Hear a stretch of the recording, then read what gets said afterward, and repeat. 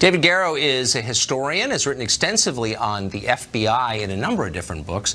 In a piece for today's Wall Street Journal, he says that some members of Congress, including some Democrats, may be reverting to the J. Edgar Hoover era in their treatment of the FBI. David Garrow joins us tonight. David, thanks for coming on. We searched Great the to be land back with you, Tucker. For the last 3 days, for the last honest liberal who will stay consistent to the liberal values of openness and commitment to civil liberties. Give us some perspective here. When you hear people say the FBI would never do that, you're attacking our guardians by asking that question. Is there some historical precedent for this, would you say? I'm very worried, Tucker, at how people are giving up their principles, their civil liberty principles, because of the intensity of their partisan hatred for President Trump.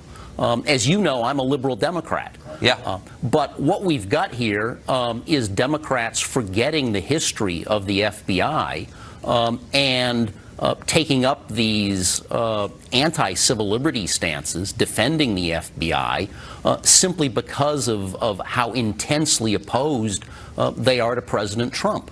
The FBI does not have a good pedigree on electronic surveillance practices, and everything I'm aware of as a liberal Democrat is that the Bureau has been really deceptive with the Foreign Intelligence Court in applying for this extended electronic surveillance of Carter Page, the volunteer Trump advisor. Yes. Liberals and progressives should oppose the FBI's behavior targeting Mr. Page.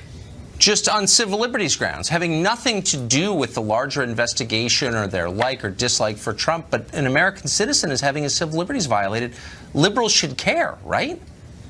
And based primarily or extensively, it appears, on the dodgy Christopher Steele dossier. Yeah. I think we both know, again, I'm a liberal Democrat, the Steele dossier is CRAP. Yeah. It's BS.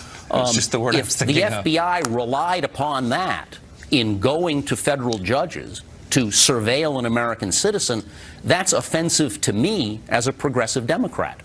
Exactly. David Garrow, author of the definitive biography of the last President Barack Obama. Thanks for joining us tonight. Thank you, Tucker.